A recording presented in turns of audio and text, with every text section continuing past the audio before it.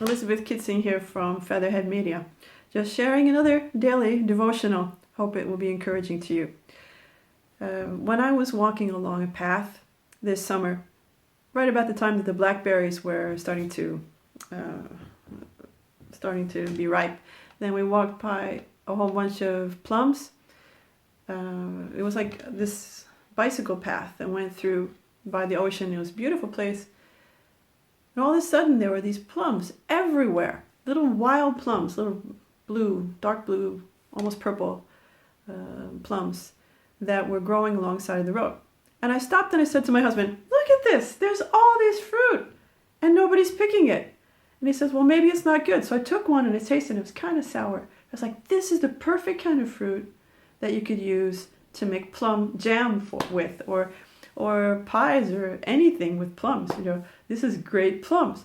Why isn't anybody picking this? And he said, "Well, you got some bags." So I got my bags out of my handbag, and we picked 3 big bags of these plums. We went home, and then I made plum jam, and it was so good. It's like, unbelievable, much better than most things you would buy. It was just a lot of fruit, pure fruit, and a little bit of sugar, and it was just great. And anyway, I was just thinking about how many people have walked by those plums and not seen that they were good for eating.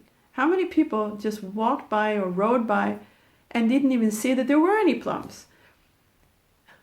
The same way it is with your life. You're like one of those trees on the side of the road with a whole bunch of fruit. And some people just walk by you. Some people ride their bikes really fast by you, and they don't even look at you. They don't even see you. Some other people, they'll see the fruit in your life and they'll say, "Oh, it's probably sour, I don't want that." And they will just keep going. And some people will say, "Well, I could go to the store and I could buy really nice fruit. Why should I buy that? Why should I pick that fruit? I'll have to go home and clean it and get all this stuff out, and oh, it's so difficult." So a lot of people look at you and the gifts that you have, the talents that you have, and they don't care.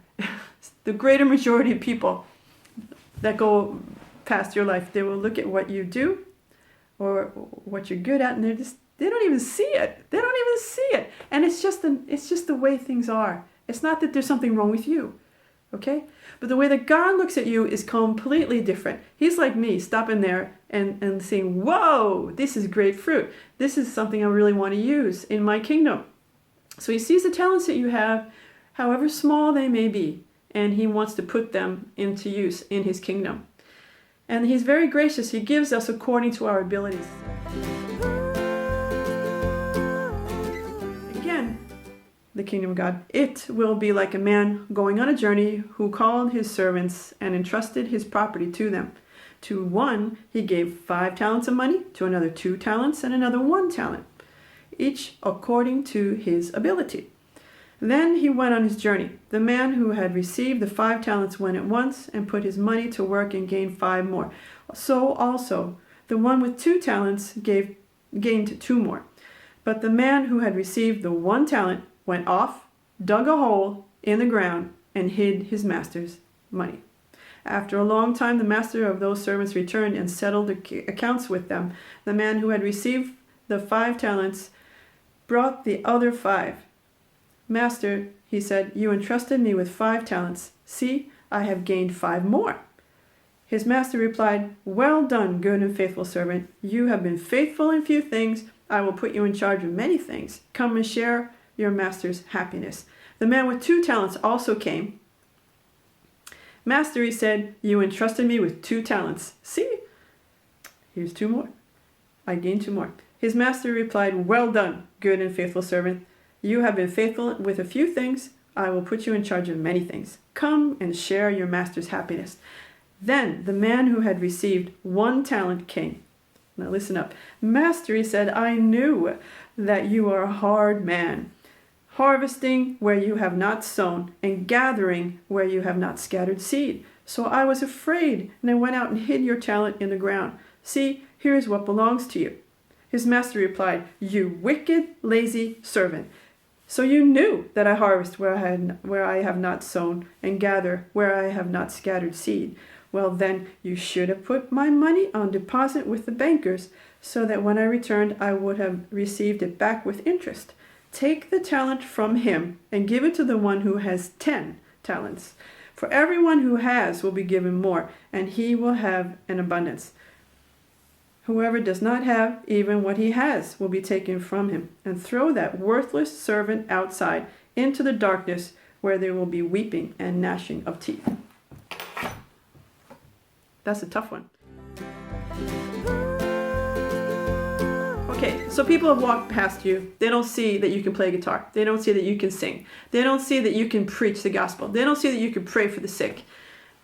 Maybe you're in a church system where only a few people are leading, only a few people are doing things, but you have a calling and you feel it in your heart. You've already been given this a talent to bake for people who are hungry, or to talk to people in prison, or to make clothes for people who don't have clothes, or whatever it is. You have some gift that you love to do. Don't let the fact that people walk by you be an excuse that you don't get another talent. A lot of the stress that we feel in life is because we're not listening to that inner longing that the gifts that we've been given come to fruition, that they're invested. You know, we have a frustration because we know what we should be doing. We know, like I knew for years, I should be singing. I should be using the music that I wrote and get it out. And I used excuses that, well, nobody wants to hear. First, I'm too young. Then I'm too busy. Then I'm too old. There are no excuses. Dig up that talent today. Put it to work. Somewhere in the world, there's someone who needs it. There's somebody who's naked that needs clothes. There's somebody who's down that needs to be encouraged. There's somebody that needs that song that you sang, that you wrote.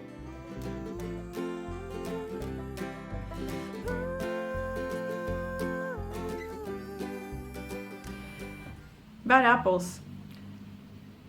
It's really popular to buy a house, a big old house with a big apple tree. Looks so good, you know, it really looks good. You can pick your own apples, make your own apple pie. So you buy that house and you're like, ooh, it's going to be so great. And then you work, both you and your husband, and you don't have time to take care of their apples. I saw this happen in our town. There was a family that couldn't pick their apples. So they put out a notice in the local Facebook group. Can anybody and everybody, can you come by and pick up the apples that we don't have time to take care of because we work, we just come by and take as much as you want to. This is the situation with the church today. The church, it was a great idea. Oh, it looks so good. The church system looks so good. You've got this big house and it looks like there's a lot of fruit, but somehow we're not taking care of the fruit that we have. What we need to do is go and get the fruit that's there and do something with it. We don't need a pastor to tell us to do that. We need just love your neighbor as yourself. Jesus said, this is it. There's two commandments. Love the Lord your God with all your heart, all your soul, all your mind, all your strength, and love your neighbor as yourself. That's what we're supposed to follow. I'm not saying that it's wrong to go to church. There's a lot of great churches out there. But I'm saying the problem is in churches today, it's so hierarchical. There's only a few people that are really using their talents.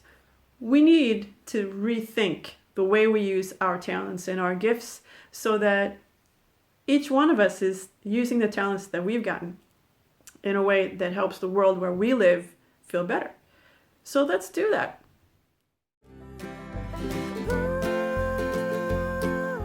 Whatever gift you have, don't wait until somebody sees you and say, oh, that's good fruit. God sees the fruit.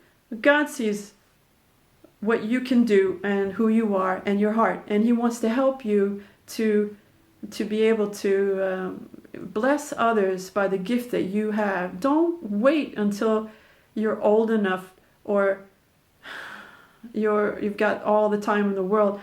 Use 15 minutes a day to practice guitar or to learn how to sew or whatever you want to really feel like this is your talent. 15 minutes a day. Do something about the gift that you have. Don't just let it rot. The bad thing was I went back to the same place that I walked to this summer, a week ago. And what did I see?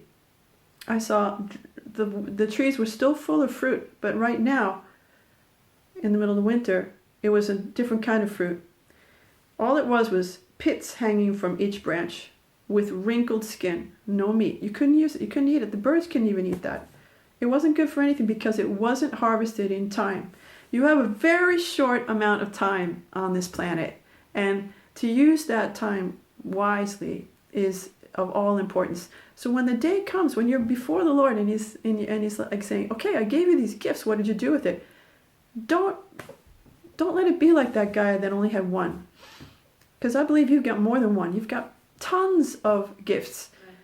Let your light shine before men so that they might see your good deeds and praise your Father in heaven. You know, it's not about you that you want people to hear your great music and you see how great you are. If you're doing it for the glory of God, then there's nothing wrong in sharing the music that you have, the songs you have, the words you like to write if you're a writer.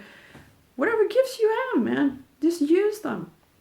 Go out there and make disciples and encourage everybody. Do what you can, because there's a day coming when we're standing before God and he's going to ask us, what did you do with what I gave you?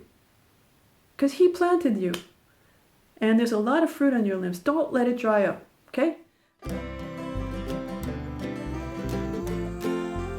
So a lot of the stress that you've been feeling in your life, the rejection that you've had that's kind of made you frustrated, that will disperse when you start investing in other people in love with the gifts that you have. So do that. Try to spend some time doing an inventory. What am I good at?